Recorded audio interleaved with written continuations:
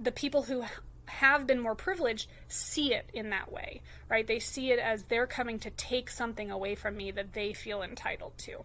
And so we have a similar thing operating within this anti-feminist men's movement, right? That women gaining any sort of ground, right, is somehow taking something away from men. And so they thought that they needed to preserve traditional masculinity, again, as natural or divinely determined, from the quote-unquote pollution or invasion of the feminine. And so this leads into different, also sort of three waves of men's studies, which I'm not going to spend too much time on, except that we're going to talk a lot about hegemonic masculinity, and then of course we want to note how there's been a shift from conceiving of masculinity in what we call the hegemonic way, which is typically sort of coalescing the different forms of privilege, right? So by saying that we're in a patriarchal society, right, that it's male dominated, the idea is that that doesn't really give us a full picture of what's going on. It's dominated by a hegemonic type of masculinity. Hegemony here meaning one type, right, where everyone's pretty much the same. And so the hegemonic masculinity that has prevailed has been not just male, but white, Western, and middle class. And the idea there was that any notions of masculinity were then presumed to all be the same based on that norm.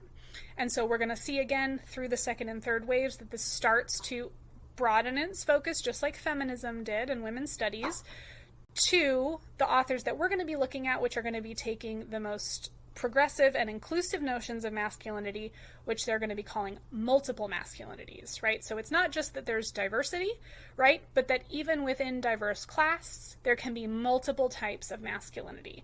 And specifically that these things are not just socially constructed, but fluid, right? They're changing, right? What it means to be a man, to be masculine, is constantly in flux. And so we want to understand hegemonic masculinity first, and then we're going to take a look at our authors who are going to be criticizing that in favor of the more of a third wave perspective of multiple masculinities. So hegemonic masculinity, again, began with trends to make biology coincide with social gender roles, right? So very much utilizing that biological determinist framework in the 70s, right, in those earliest mythopoetic accounts. And the idea here was that since there are biological differences between males and females, there ought to be differences in their respective social gender roles, right? And so the presumptions here, of course, being that men are both physically superior as well as socially superior, right? So this is utilizing the existing inequality at the time, right, to advocate for the continuation of that inequality. Right? Whereas the view was that, of course, females are considered to be physically inferior, but also socially inferior, right? Not capable of participating in the same ways in society, nor should they, right? So again, both the descriptive claim and the normative claim get built in here, right? Thinking that they're somehow unable or unequipped to do certain things, and that if they were to try, that would somehow disrupt, right, the quote-unquote ideal social order. So this later ended up including, again, not just sex and gender, but also relationships between people.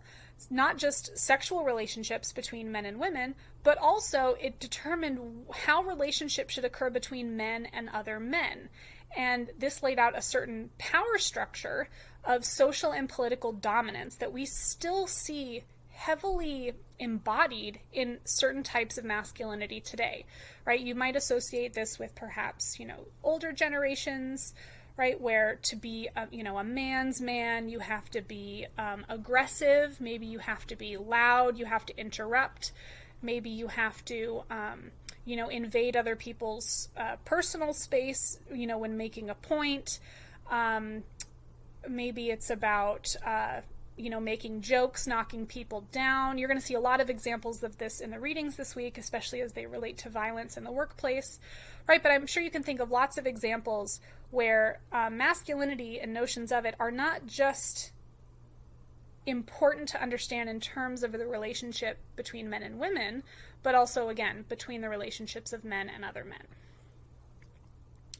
Okay, so again, it's not just according to hegemonic masculinity that any men were superior, right? But that white, Western, middle class, heterosexual men. And we could probably even make this more specific, right? So not just white, Western, middle class, heterosexual, but probably able bodied. In the West, probably Christian, right? So we have these other types of designations that I'm sure we could add to this that would give us a more accurate description of the type of men who maintain dominance in society and politics throughout our history of a patriarchal system. Okay, and so the idea again is that traditional heterosexual masculinity, right, was presumed to be the norm. So when you have people in positions of power that reflect that quote unquote norm, it affirms the norm and then gives authentication to the idea that that norm should be maintained, right? And so everything is done to ensure that those individuals who are in power maintain that power.